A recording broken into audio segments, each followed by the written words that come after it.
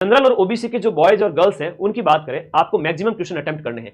आपको 120 में से 105 सरल पेपर ही आएगा, कठिन की तो मैं क्यों एक्सपेक्टेशन करूं फोर्थ ग्रेड के लिए, पटवारी में भी नहीं किया तो इसमें क्यों करूं। बाई चांस 1% चांस है कि कठिन आ जाए तो 10 प्रश्न कम अटेम्प्ट कर लेना, 100 ही अटेम्प्ट करना 120 की जगह। सरल आ जाए 110 करो, 115 करो, है ना, 112 करो, लेकिन सरल प्रश्न पत्र की बात कर रहा हूं। जब सरल आ जाए, सरल ही आएगा। मैथ रीजनिंग, मैथ इंग्लिश को छोड़ के क्या ही कठिन है, उसमें थोड़ा सा आपको विशेषज्ञता की जरूरत पड़ती है। 105 मान के चलो, प्लस माइनस।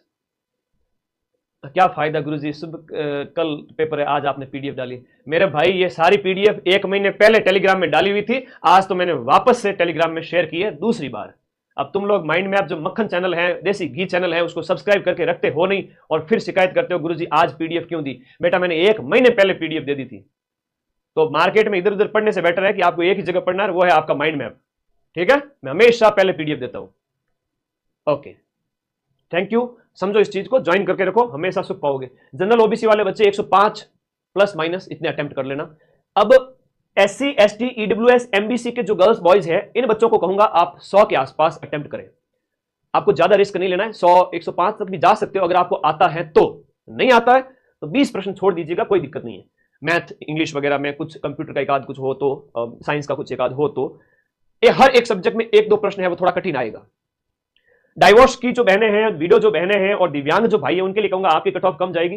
तो आपको एटलीस्ट 90 क्वेश्चन, 90 से 100 डाइवोर्स को, तो उनकी कट ऑफ थोड़ी ज्यादा जाती है। और दिव्यांग वीडियो इनको कहूंगा आप तो 80-85 भी अटेम्प्ट करके आते हैं, उसमें से 60 भी आपके सही होते हैं तो सिलेक्शन हो जाएगा। इन बच्चों के क्या साथ क्या होगा यहां पर देखिएगा। जैसे इन बच्चों ने 105 अटेम्प्ट किए, 105 में से किसी के 15 गलत हो गए, 15 इंटू 5 मतलब 7.5 नंबर कट गए, तो 90 क्वेश्चन सही हो गए उसके। 90 क्वेश्चन सही है तो 90 इंटू 1.66 करोगे तो कितना आ गया, 90 इंटू 1.66, 90 इंटू 1.66, 150 नंबर आ गए। 150 में से 7 नंबर काटे, 143 नंबर लेकर आया वो।